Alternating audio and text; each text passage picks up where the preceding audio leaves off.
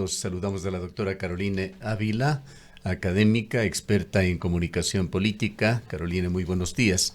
Quisiéramos analizar un poco lo que está sucediendo en el país cuando nos encontramos en la ruta hacia las elecciones del 9 de febrero de 2025. Hay ya un precandidato y que está utilizando o ejerciendo más bien la función de presidente de la República. Hablamos de Daniel Noboa, quien acaba de realizar el día de ayer nada menos que su 16ª visita a Manabí en 9 meses de gobierno.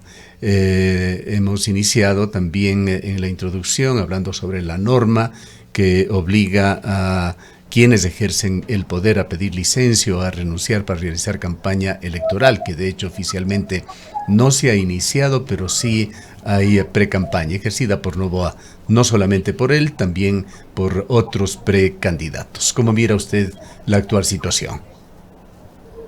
Muchísimas gracias, querido Gustavo, Rosana, y un abrazo para ustedes y un saludo muy cordial para la audiencia.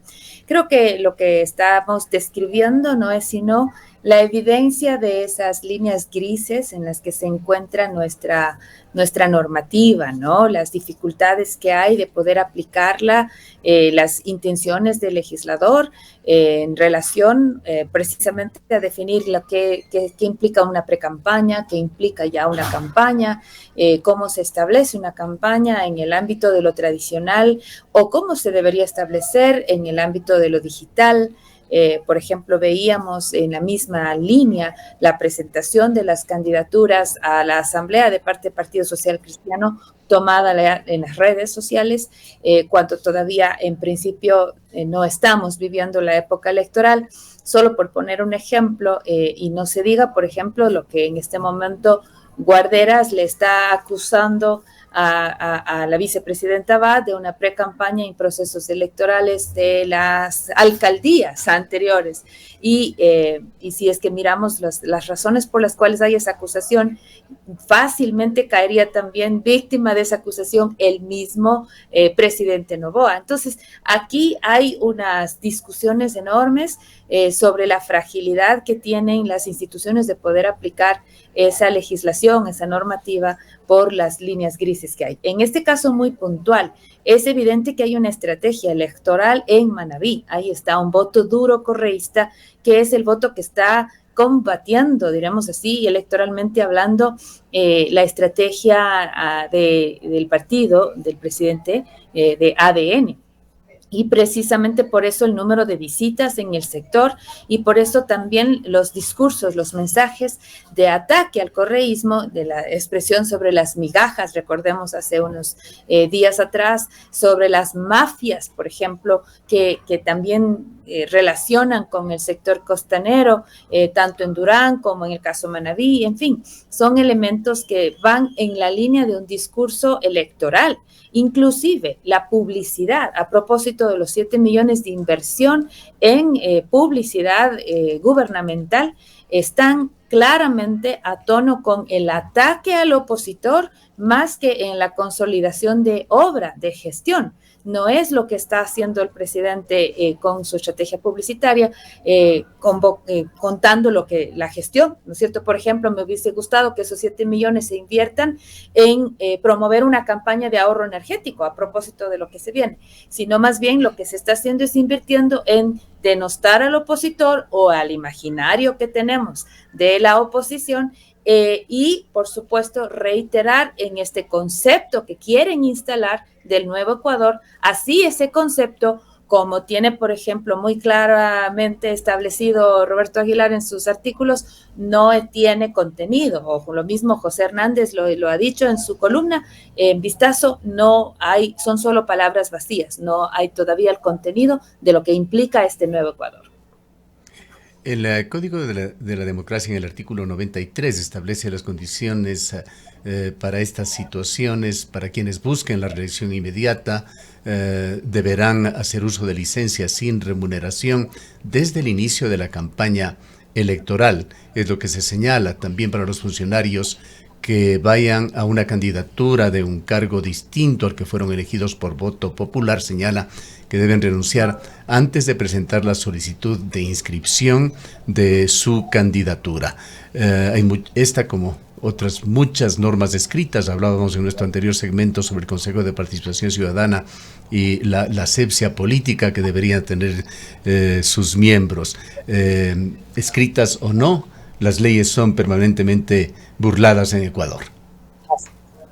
Y allí no he tenido, lamentablemente no pude escucharle a Simón, con quien siempre tengo el privilegio de poder compartir criterios, y es interesante ver cómo, a qué termina lamentablemente convirtiéndose esta conversación sobre el Consejo de Participación Ciudadana y Control Social. Yo creo que en esa línea, en términos generales, nos queremos engañar o nos quisimos engañar los ecuatorianos a nosotros mismos cuando votamos los ciudadanos y ciudadanas por una propuesta que sonaba bien en el papel, pero que en la práctica sabemos que es imposible, cuando se elige, se vota por algo que no queremos que tenga vínculo político. El momento que se lleva esta idea a las urnas es en sí mismo un proceso que va a tener interés político, que va a tener el peso político, la presión política. Entonces, lo máximo que se podía pedir de esa candidatura es que no esté afiliado a un partido político, pero lo otro era engañarse a uno mismo, como en efecto es lo que está pasando. Nosotros vemos, por ejemplo, tanto el apoyo a propósito de la Liga Azul en el Consejo de Participación Ciudadana de manera frontal y directa, que fue lo que nosotros vimos en la campaña, en donde el Consejo Nacional Electoral poco o nada hizo, y también lo vimos de voces del Partido Social Cristiano con sus preferidos, Vilma Andrade y la Izquierda Democrática con sus preferidos, en fin, es decir, los partidos políticos hicieron ese tipo de manifestaciones en el ámbito de lo digital, quizás no con la misma fuerza y la maquinaria electoral que sabemos que tiene la Revolución Ciudadana, pero básicamente aquí es que levante la mano o que tire la primera piedra quien está libre de culpa. Y es muy complicado que una vez que ya se emite el voto y que tiene esa autoridad, la legitimidad del voto popular, venga luego a deshacerse lo hecho. Es simplemente darle mayor fragilidad a una institución que ya en sí mismo está débil. Y más aún cuando hay ese gran interés que es evidente, que es darle el concurso, los tonos que necesite tener, digo necesite entre comillas, porque no hay duda que la Fiscalía General del Estado se ha convertido hoy en el puesto político más importante. Ni siquiera el Ejecutivo ha tenido tanto interés como este en particular, por los roles, por la forma como se ha desempeñado, por las consecuencias que ha tenido ese espacio de poder. Y por esa razón, tanta atención hoy en día a lo que suceda en esas vocalías. Si no, no hubiese pasado mayor cosa, la verdad. Volviendo a los temas de campaña o pre-campaña, ¿cómo influyen o afectan las normas, así como la violación a las normas, en lo que usted es experta en la comunicación política en época preelectoral y electoral? Es decir, la gente está condicionada a lo que está sucediendo en la conversación digital, a lo que ya los candidatos y candidatas puedan estar planteando en las calles, atentos, por supuesto, la ciudadanía a los discursos y a los mensajes electorales. Por supuesto que sí, que los 40 últimos días más bien suelen ser los días en los que ya la gente está cansada, que llega un minuto de hartazgo y que a veces ya cuando se desatan las cosas y cuando se arma la campaña como tal, en términos de tomar una decisión, a veces ya es muy tarde, porque los mensajes se fueron cocinando en olla lenta, ¿no? Entonces, el momento de querer cumplir una disposición electoral, tal vez lo harán los ingenuos, perdóneme la expresión, porque hoy en día las campañas requieren esa necesaria prolongación de de espacio, de permanencia para lograr recordación. No porque la gente tome la decisión antes, sino porque la gente, como decide al final, de alguna manera está muy expuesta y requiere ese espacio de recordación.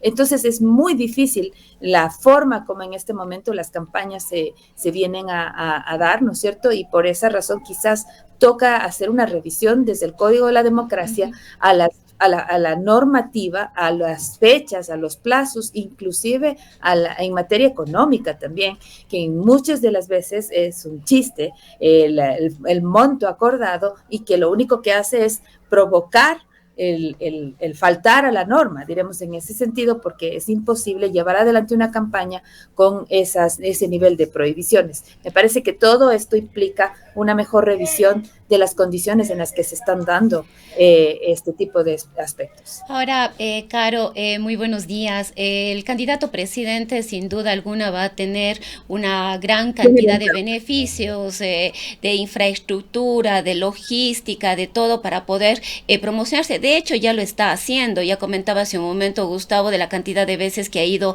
a Manta y a otras localidades de la provincia de Manabí, ha estado en otras provincias, de aquí en el Azuay, en la provincia del Oro. En fin, esto le facilita muchísimo el desarrollar una campaña electoral velada, digamos así, ¿no? Pero hay otros elementos que quizás han empezado a salir en estos días, como es este muñeco tipo Barbie de Daniel Noboa. Ya no se habla del muñeco de cartón que tuvo un impacto en ese momento, sino de estos otros muñecos. Claro, no dicen en ninguna parte vota por Daniel Noboa, vota por ADN, pero tiene los colores, tiene el nombre del movimiento político. Es decir, estas herramientas que está utilizando la campaña, pues nos dicen que efectivamente el presidente de la República está ya bastante avanzado. No, y si a ese objeto, como menciona Rosana, se le añade la estrategia publicitaria, que yo lo llamo así, aunque los expertos más puristas lo llamarían propagandística, con los spots que están saliendo sobre la versión del nuevo Ecuador versus el viejo Ecuador, con spots que claramente están, en lugar de promover los logros de la gestión, están simplemente denostando, desmarcando la administración de otras tiendas políticas. Lo único que hace con dinero de todos los ecuatorianos, porque esa no está comprometida la plata, diremos, de ADN, sino eso es parte de la campaña gubernamental, están simplemente denostando a sus adversarios, y esto implica un mal uso, en mi opinión, un abuso del recurso de la comunicación gubernamental. Y esto, a puertas de un proceso electoral, es evidente que, de hecho, me llama la atención cómo los partidos políticos no han objetado todavía esa campaña. En sí mismo deberían haberlo hecho. Entonces, son elementos que, como decía al inicio de la entrevista, ¿no?, pisan ese límite y esa franja gris que ya está bastante borrada sobre qué es campaña y qué no es. Es evidente que aquí hay un proceso en el que ciertos candidatos, como en el caso de Noboa, corre con ventaja. No es el único país que eso sucede. En todos los países en donde hay reelección se sabe que el incumbente corre con esa ventaja, pero en este caso en particular me parece que hay que tener un poco más de cuidado, sobre todo si es que hay normativa que intenta regular ese tipo de abusos. Pero la ley ecuatoriana es muy puritana en ese sentido. Esto no sucede en otras democracias. Hablemos de una de las más grandes del mundo, en los Estados Unidos, donde un presidente para la reelección es candidato presidente y no tiene prácticamente ningún tipo de restricción en ese sentido. Exacto, o sea, a eso me refiero, no, ni siquiera creo que renuncien, simplemente están en el proceso. Pero nosotros tenemos normativa, entonces si es que hay la ley, hay que respetarla. La otra es revisemos la normativa, ¿no? Revisemos y dejemos las cosas en libertad y dejemos que Jan Topic saque todo su dinero y haga lo que buenamente pueda, y ahí sería competencia de billeteras. Pero el punto es Si hay normativa, pues la gente tiene la obligación de respetarla, y si es que no podemos controlar, que por ejemplo es lo que sucede con el CPCCS, pues tampoco nos hagamos los puritanos con unos políticos y los laxos con otros políticos, porque la ley tiene que ser la misma, aplicada de la misma manera para todos. Tuvimos a un Hernán Ulloa presidiendo el CPCCS, y a la vuelta de la esquina, o mejor dicho, poco antes, estuvo acompañando en campaña política a Guillermo Lasso, y ahí nadie se rasgó las vestiduras. Cosas como esas son importantes tenerlas en cuenta para cuando nos llamen a votar en las consultas populares. No olvidemos también que el hermano de Diana Tamain es cónsul Por en Nueva York. Pero Exacto. Y ya dijo Diana Tamain, me parece que había una interpretación, o al menos que está llamando a interpretar, si es que esta elección es la propia, que esta no es una reelección, que esta recién es la elección, porque la anterior era una elección era extraordinaria, por lo tanto no cuenta.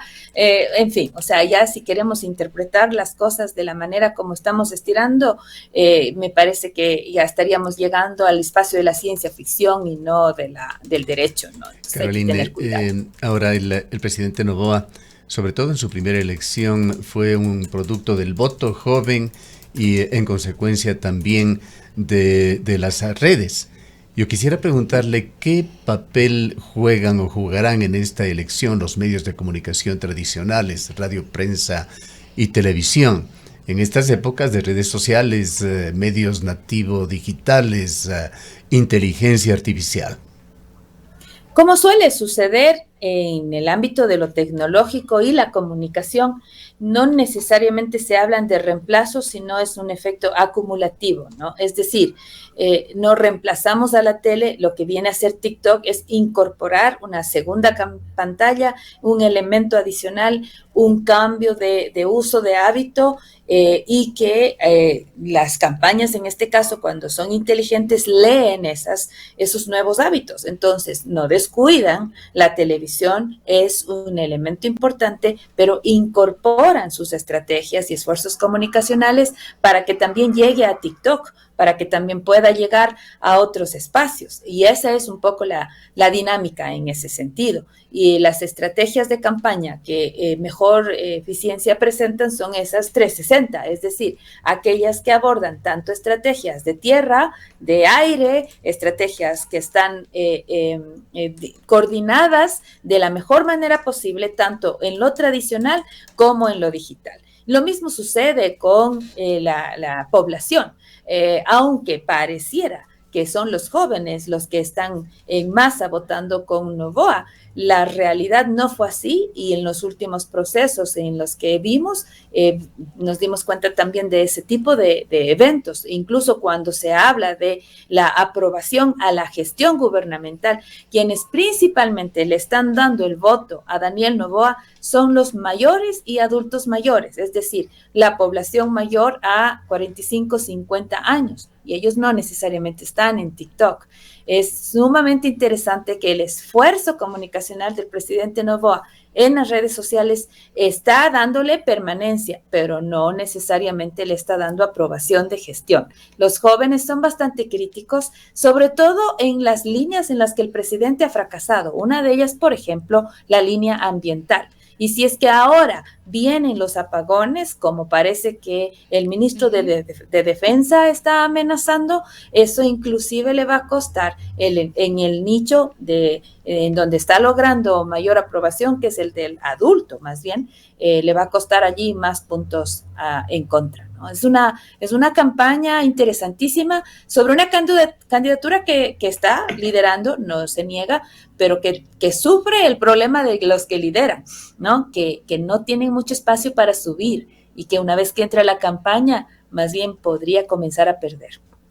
Ahora, Caro, quizás sería interesante algunas lecturas tuyas sobre ya no esta polarización entre Noboa o la derecha y el sector del correísmo, sino de estos otros dos candidatos que estarían en tercer y cuarto lugar. Por un lado, Jan Topic, que podría llegar a capitalizar el descontento que la gente tiene con el presidente Daniel Noboa y por otro lado el presidente de la CONAIE, Leonidas Issa?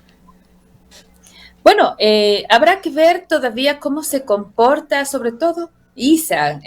Al menos no hay suficientes datos, todavía es muy pronto. Recuerda que se hablaba de la unidad de las izquierdas, entonces la CONAIE no ha tenido todavía la posibilidad de consolidar a su candidato y demostrarlo como tal. A mí me parece que ahí hace falta que la CONAIE, que Pachacutic pueda tener esa conversación fuerte, ¿no? Entonces, por eso cualquier número alrededor de Isa me parece que le hace falta tiempo, le hace falta sentarse.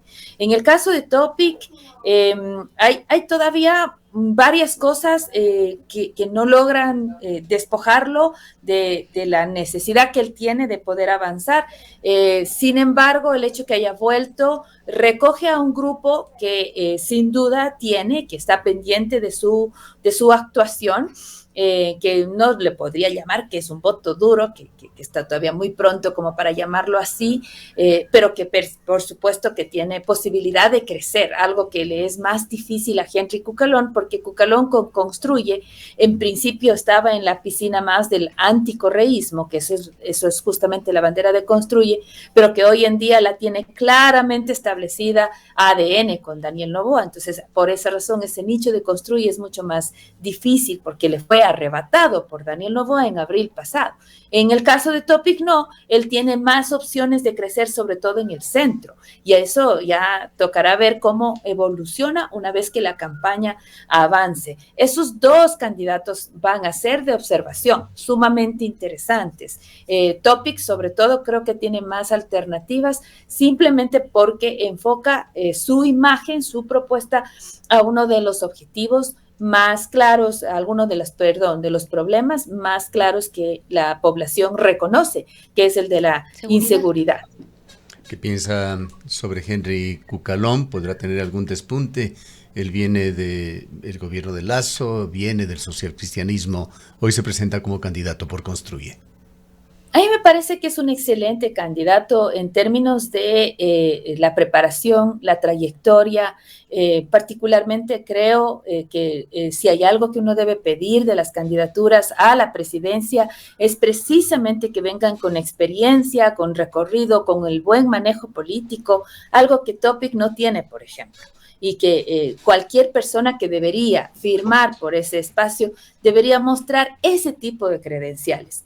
¿Cuál es la dificultad que tiene Henry Cucalón? Es que diremos que de alguna manera le persigue la mala imagen del gobierno anterior. No quiero meterme con la mala gestión, eso ya queda para los votantes elaborar su decisión, pero no creo que estoy siendo subjetiva al decir que la imagen gubernamental del gobierno de Guillermo Lasso no le es beneficiosa en este minuto a Henry Cucalón, muy por encima del partido por el cual esté corriendo. Entonces, luego Construye, está consolidado en el sector de la extrema derecha y del anticorreísmo principalmente hablando.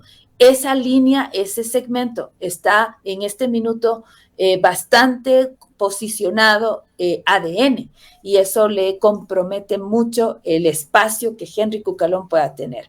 Habrá que ver cómo se comporta su trabajo en campaña. Por ejemplo, en el caso de la SUAY tiene a Galo Cárdenas como su principal representante, y ese es un nombre muy interesante para representar a la SUAY en la asamblea, un abogado prominente que me parece que también pudiese hacer una excelente representación. En el caso de ADN me parece que está Adrián Castro, que también podría ser un hombre muy interesante. A mí me parece que la SUAY esta vez se ha caracterizado por contar con interesantes candidaturas también, que al menos en esas cabezas de serie están nombres que podrían representar cada uno a su tendencia de manera apropiada, y eso también ayuda bien a la provincia, creo yo.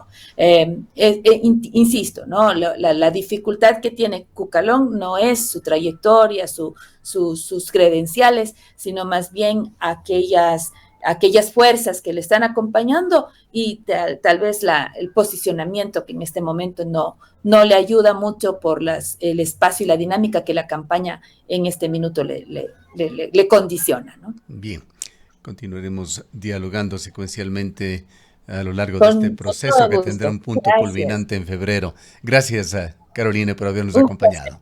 A usted, muy amable. Gracias. Declaraciones de la doctora Carolina Ávila. Ella es académica experta en comunicación política. Son